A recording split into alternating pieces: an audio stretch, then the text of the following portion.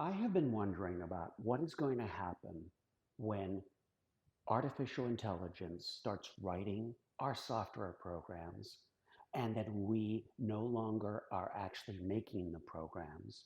And who and what and how are we going to check to see if those programs are doing and are what they're supposed to be, not what we think they are, but to verify they are that. Not in a hypothetical way, but actually in a completely real way, verification. So if AI is making the code, do we require AI to verify? And then how do we know that the verification is okay if we can't read the code ourselves? So imagine a world in which so much code can be written by AI that even with thousands of people looking at the code, they won't be able to keep up. So ultimately, we have to trust other AI to verify the AI's work. Well, something like that has just happened. That similar scenario has just happened today. I'm not talking about a scenario in the future. I'm talking about something that just happened in the tech industry. And it's actually critical that we all understand what's occurring here because it's actually a symptom. And it's not the actual hack. It's not that it was found and that it's going to be cured. That's not the problem. That's easy. The problem is where it was found, how it was found, and it kind of shows us the future with AI. It predetermines one of the outcomes, which is if we don't know what's inside something, we can't protect ourselves against it. And ultimately, with AI, we're going to find that we are really going to have to worry about what it is doing.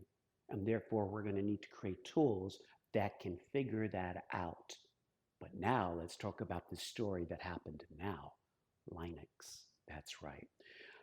The platform that's on 90% of the servers around the world, the platform that is more secure than Microsoft and Apple and all the other OSs. And yet, and yet, in the public domain, in an open source project that thousands and not the world can look at, a bad actor was able to sneak in the compression algorithms and put a virus into the kernel of one of the mandatory pieces of the operating system that most people used. And you know what? They got away with it. They, not only as a bad actor, convinced the community they were okay, but they allowed in plain sight for the community to see their work because they were doing it in plain sight. But the community did not look into the code they were writing. The community accepted the code as good, not realizing the code had a bad and malicious portion to it. What is amazing is an end user was doing a research project and discovered the hack.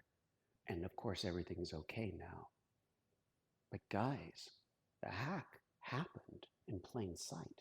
It happened in full transparency of the full Linux community. It happened with the people that have bragged for eons about their security is in the fact that it's open source.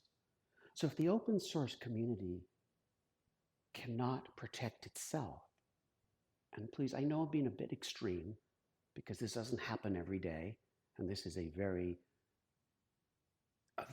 orchestrated, a very well thought out hack that required a confidence game of making people believe in the hacker. And that doesn't happen every day. However, what is important is when AI has taken over, what's going to be actually keeping us safe?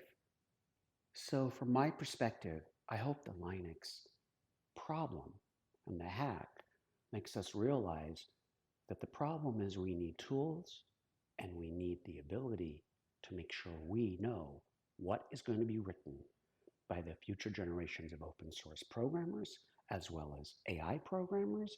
And what about actors and malicious actors asking AI to plant viruses into programs in plain sight that we as human beings cannot realize, because our skills aren't sufficient in programming, that it's actually a virus when it looks standard.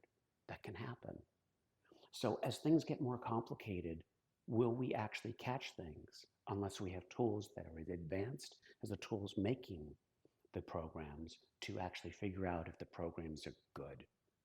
So since this is so complicated, and I don't think we have the answers right now, I really think we as technology people that love technology, that's pretty much all of us, it's time for us to get real about talking about this, about bringing solutions to the table by figuring out how will we know what's being programmed in the future. It's all of our future. So I hope you will help me in the quest to bring this information to the world so that way we can talk about it. We can do something about it. And at the end of the day, make a better world. Thank you.